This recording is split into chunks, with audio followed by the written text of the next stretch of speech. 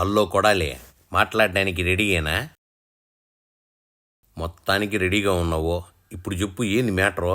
Telugu Desam party బీసీలకి రాజకీయ ప్రాధాన్యత కావచ్చు, రాజకీయ పదవులు కావచ్చు, బీసీలను ఆర్థికంగా పైకి తీసుకురావడానికి అనేక సంక్షేమ కార్యక్రమాలు చేశాయని చెప్పి ఆయన చెప్తున్నాడు. అది ఎవరు కాదనరు.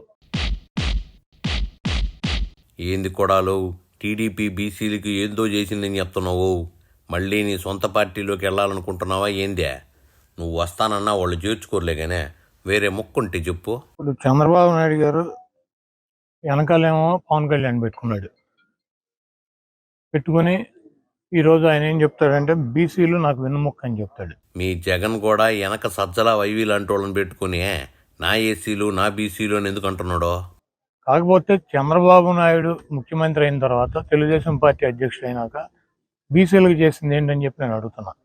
చెట్టు పేరు చెప్పి కాయలు అమ్ముకున్నట్టు ఎన్టీ రామారావు చేసినటువంటి కార్యక్రమాలనే ఈయన చేసినట్టు ఈయనే బీసీలకు కోసం పాటుపడినటువంటి వ్యక్తిలాగా మారుతున్నాడు. బాబు బీసీలకి ఆదరణ పథకం నుంచి పనిముట్ల పంపిణీ వరకు అన్నీ చేస్తే నువ్వేంది ఎట్టా మాట్లాడుతున్నావో? ఈరోజు కృష్ణా జిల్లా చూసుకున్నట్లయితే రాజశేఖర రెడ్డి గారు ముఖ్యమంత్రిగా ఉండగా ఇక్కడి నుంచి పార్థసారథి 5 సంవత్సరాలు మంత్రిగా ఉన్నాడు బీసీ. ఇంకెవరు కూడా లేరు, 5 సంవత్సరాలు ఆయనే ఉన్నాడు. అదేవిధంగా జగన్మోహన్ రెడ్డి గారు ముఖ్యమంత్రి అయినాక ఇక్కడ ఈ మా జిల్లాలో కృష్ణా జిల్లాలో జోగి రమేష్ గారిని 2 సంవత్సరాల తర్వాత మమ్మల్ని అందరినీ తీసేసి జోగి రమేష్ గారికి బీసీ సామాజిక వర్గం నుంచి మంత్రి పదవి ఇచ్చి ఆయనే ఒక జిల్లాలో మంత్రిగా ఉన్నాడు, ఉమ్మడి కృష్ణా జిల్లాలో. ఓహో, జోగి బీసీ కాబట్టి మినిస్ట్రీ ఇచ్చామని చెప్తున్నా. ఇదే మినిస్ట్రీ గెలవగానే ఇవ్వకుండా ఎన్నికల కోసం చివర్లో ఇస్తే అట్ట చెప్పు. అదేవిధంగా కృష్ణా జిల్లా ఓసీ అయింది, జిల్లా పరిషత్ చైర్మన్. అయినప్పటికీ ఆయనేమో గద్దె రామ్మోహన్ రావు గారి భార్యని కమ్మ సామాజిక వర్గం నుంచి పెట్టుకున్నాడు ఓసీ అయితే ఆ రోజు 14లో. ఇక్కడ ఓసీ అయితే జగన్మోహన్ రెడ్డి గారు మరి హారిక గారిని, ఉప్పాల హారిక గారిని బీసీ సామాజిక వర్గం నుంచి జిల్లా పరిషత్ చైర్మన్గా పెడతాం జరిగింది. విజయవాడ మేయర్ తీసుకుంటే ఓసీ అయితే కోనేరు శ్రీధర్ని ఆళ్ళు పెట్టుకుంటే, అది ఓసీ అయితే నగరాలకు సంబంధించినటువంటి బీసీ సామాజిక వర్గం నుంచి జగన్మోహన్ రెడ్డి గారు మేయర్గా పెడతాం జరిగింది. అదేవిధంగా రాజ్యసభలు 8 రాజ్యసభలు వస్తే 4 రాజ్యసభల్లో జగన్మోహన్ రెడ్డి గారు బీసీలకు ఇచ్చాడు. వరే బడుగులకి పదవులు ఇచ్చామని చెప్తున్నావు. పదవుల సంగతి తర్వాత కూడాలే, ఆ పదవులకు సంబంధించిన తాళాలు వాళ్ళకి ఇచ్చారా అని. చంద్రబాబు నాయుడు గారు 10 సంవత్సరాల్లో ఆయన ముఖ్యమంత్రిగా, ప్రతిపక్ష నాయకుడిగా, పార్టీ అధ్యక్షుడిగా 40 పైన రాజ్యసభలు వస్తే ఒక్కటి కూడా బీసీకి రాజ్యసభ సభ్యత్వం ఇచ్చినటువంటి పరిస్థితి లేదు. నిన్నగాక మొన్న 17 ఎమ్మెల్సీలు వస్తే 17 కూడా బీసీ సామాజిక వర్గానికి ఎమ్మెల్సీలు ఇవ్వడం జరిగింది. కార్పొరేషన్ చైర్మన్లు కార్పొరేషన్లు పెట్టి బీసీ సామాజిక వర్గాల్లో 52 కార్పొరేషన్లు పెట్టి కార్పొరేషన్ చైర్మన్లను నియమించడం జరిగింది. ఆ కార్పొరేషన్ చైర్మన్ల వల్ల జనాలకి ఏమన్నా ఉపయోగం ఉందా? ప్రజల సొమ్ముతో జీతాలు తీసుకోవడం తప్ప వాళ్ళు ఏం చేస్తున్నారో?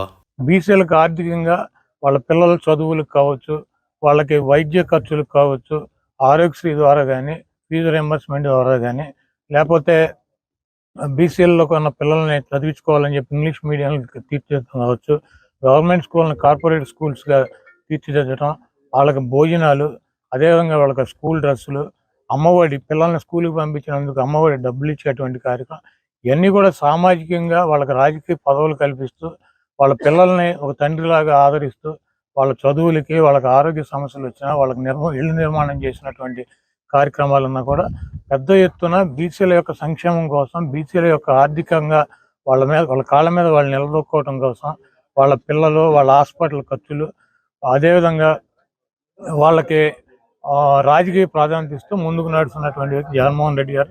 ఆరోగ్యశ్రీ కార్డు అన్ని కులాలకు ఉంటే నువ్వేంది ఏదో బీసీలకు ఒక్కలకే ఉన్నట్టు చెప్తున్నావు? చంద్రబాబు నాయుడు గారు ఎన్టీ రామారావు చేసినటువంటి కార్యక్రమాలను నేను చేశానని చెప్తూ పవన్ కళ్యాణ్ వెనకాల పెట్టుకుని బీసీల ఓటు కోసం వాళ్ళని గాలి కొదిలేసి ఈరోజు బీసీ భయం చేస్తే చంద్రబాబు నాయుడిని బీసీలు నమ్మేటువంటి పరిస్థితి లేదు. జనాలు వాళ్ళని నిజంగా నమ్మకపోతే వాళ్ళ మీటింగులకి లక్షలాది మంది ఎందుకు వస్తున్నారు చెప్పు? తప్పకుండా 2019లో చంద్రబాబు నాయుడికి ప్రజలు బుద్ధి చెప్పారు. ప్రజలు ఎవరికి బుద్ధి చెప్తారో తెలిసే కదా కొడాలి.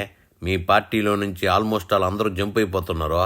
వాళ్ళందరినీ కూడా గాలి కొదిలేసి పవన్ కళ్యాణ్తో నేను కలిశాను కాబట్టి, కాంగ్రెస్ పార్టీతో నేను కలిశాను కాబట్టి, బీజేపీతో నేను కలిశాను కాబట్టి, జగన్మోహన్ రెడ్డి గారిని ఏమీ చేయలేక మేమందరం కలిసాం కాబట్టి జగన్మోహన్ రెడ్డి గారి నుంచి నన్ను ఎక్కించమని చెప్పి అడిగితే ఈ రాష్ట్ర ప్రజలు దానికి సిద్ధంగా లేరు. అబ్బా, ప్రజలు సిద్ధంగా లేరని చెప్తున్నా. ప్రజల తరపు నువ్వేదో ఒకళ్ళతో పుచ్చుకొని వచ్చావే. తప్పకుండా చంద్రబాబు నాయుడు దత్తపుత్రుడు పవన్ కళ్యాణ్ గారికి ఇద్దరికి కలిపి ఈ రాష్ట్ర ప్రజలు బుద్ధి చెప్తారని చెప్పి నేను భావిస్తున్నాను. ప్రజలు ఎవరికి బుద్ధి చెప్తారో త్వరలోనే తెలిసిపోద్దిలే కొడాలి. అప్పటిదాకా వెయిట్ చెయ్యి, ఓకేనా? ఇంకెళ్ళు.